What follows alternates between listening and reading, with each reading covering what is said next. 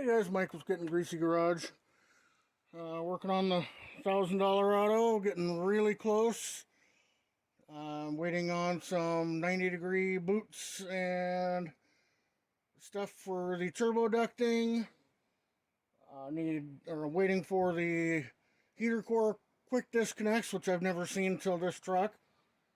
A couple fittings, one being a 6AN fitting for the turbo oil feed line. What else? Waiting for fitting for the airbags, so I can finish that up. So, a lot of little projects to finish up once I get the parts. Finished up this headache today. So, it turns out, and I've never run into this before, but this is a four-wheel drive truck. It's a Z71 Silverado 2003. Now, every four-wheel drive Chevrolet that I've ever seen from, say, 1990 to present, and this is 2022, has always had an engine oil cooler built into the radiator. Well, this truck doesn't. And the difference is the radiator with the engine oil cooler is 34-inch in length on the core, and the standard non-engine oil cooler radiator is 28-inch. So I ordered the wrong radiator initially. Of course, it didn't even give me an option when I ordered it, so it's not really my fault. But I also, ordered the wrong fan shroud. So finally got the right radiator, got all that straightened out. Then I had to cut down the fan shroud, and so it ended up in two pieces to make it fit right. And I went ahead and painted it green because it looks better that way. But I had to make little bridge pieces, and it's bolted on. It was a lot of work. A lot of work for just a piece of sheet metal. I got all my wiring for my fans up top. This is my fan relay mounted there. This is the harness for it. That'll be routed and put in protective sleeving once the radiator's in. But yeah, like I say, that's a new one on me, not having an engine oil cooler on a four-wheel drive. The other peculiarity with this truck I understand it's 19 years old now, but it's still a newer truck to me, considering that I have a 72 Chevy. This has a part-time transfer case in it, so it actually still has a real floor shifter, and it's not just a button on the dash like a lot of them. So that was kind of a surprise. There's another thing I'm waiting on. I'm waiting on the band clamp for the crossover pipe. So just lots of little pieces, and then I can finally fire this thing up. First thing it's going to have done, it's going to the exhaust shop. There's the door, there's the back door. Exhaust is probably going to exit somewhere right in here. And so that'll get done. Then it comes back. Oh, I've got to put airfill ratio, boost gauge, and exhaust gas temperature gauges in. Those are on their way as well.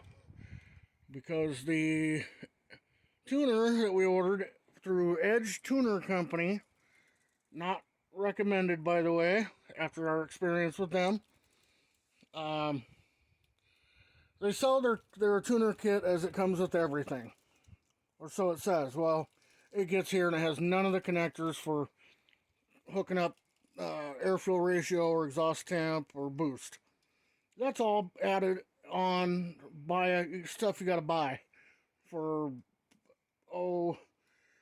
double the price of the tuner, and the tuner was almost $700, I believe. So the idea behind the tuner was, well, it's kind of nice to have 3 tunes built into it, and then have the digital screen to use for gauges. but in the end, it's not worth $1,400. Their tech line was horrible as far as trying to get answers to questions as far as what we needed. And so it went in the box and went back to them, and we have gauges on the way. I'm not sure if they're AEMs or if they're Amazon specials or what they are, but they're on their way. So it'll get one of those 3-pillar pods that'll go right up there on the driver's pillar. You know, one of them that holds pods, things that holds 3 gauges. So, but the big project today was getting this radiator all squared away. I'm going to go stick it in, and then I'll show you guys what else I'm doing after that. So hang tight. Alright guys, so got the radiator in. Look at all that room for activities. So, oil catch can.